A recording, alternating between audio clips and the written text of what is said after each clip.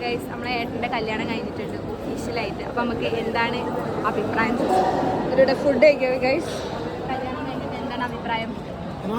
എന്താ അഭിപ്രായം? എന്താ പറയാ? എന്താ പറയാനുള്ളത്? എനിക്ക് പറയാനുള്ളത്